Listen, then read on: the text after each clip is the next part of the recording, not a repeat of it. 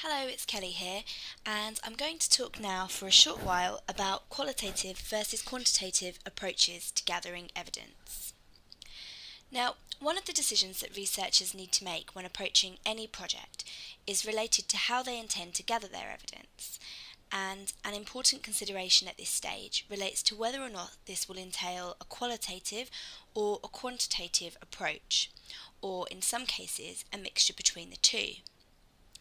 So, this podcast talks through some of the factors that can help guide that decision and identifies when and why a particular approach to gathering evidence may be considered to be appropriate. The type of approach that you decide will be most appropriate is going to depend on a number of different things. So it will depend, for example, on the theoretical approach that you're taking to research. It will depend on your own worldview and the aims and objectives of the particular project that you're completing. It will also be dependent to some degree on your own interests and your own preferences. So we'll come on to talk about these in a little bit more detail within this podcast. What I do want to clarify at the beginning is that I'm not trying to tell you in any way that one approach is necessarily better than another. Some general advice that I want to pass on is to avoid some of the myths that you might occasionally hear about qualitative and quantitative methods. The first of these myths, as I'm referring to them here, is the tendency for people to think that qualitative research is somehow an easy option. So, because it doesn't involve the same level of complex statistical techniques, some people tend to think that conducting qualitative research is going to be easier or quicker. The first thing I would say in relation to that is that qualitative research is often actually more time consuming than quantitative research, and it can involve a lot of detailed and rigorous analysis of perhaps interview data or whatever type of data that you're collecting.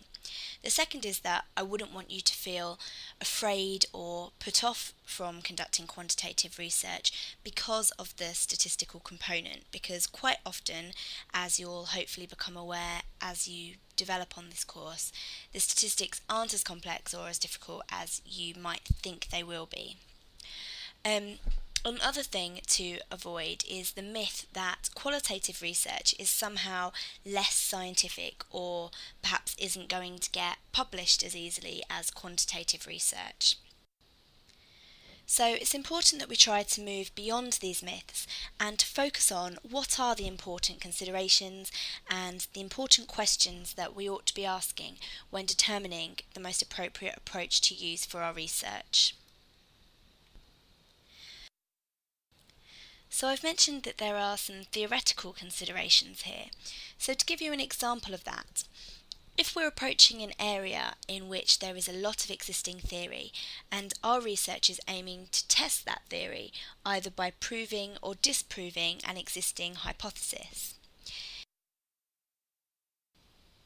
that kind of theory testing is associated generally with the quantitative techniques, whereas if we're approaching an area that's relatively new and we're looking to build up a theory based on a more inductive process, then we might want to think about using a qualitative approach as being more appropriate here.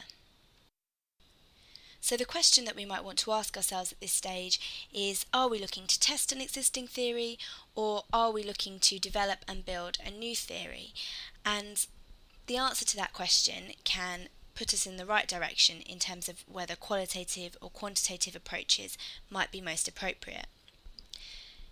There are other considerations.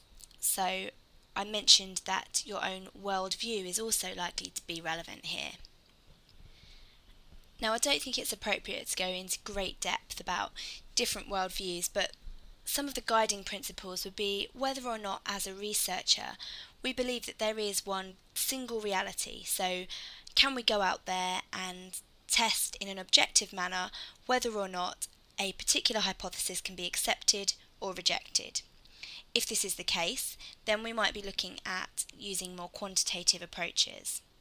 Whereas we might want to take a more subjective approach and say there's not necessarily one real singular reality, but there are multiple realities. and it's up to us as researchers to investigate some of these different perspectives on certain issues and to think about this in a more illustrative way, in which case we might be moving more towards the qualitative approaches.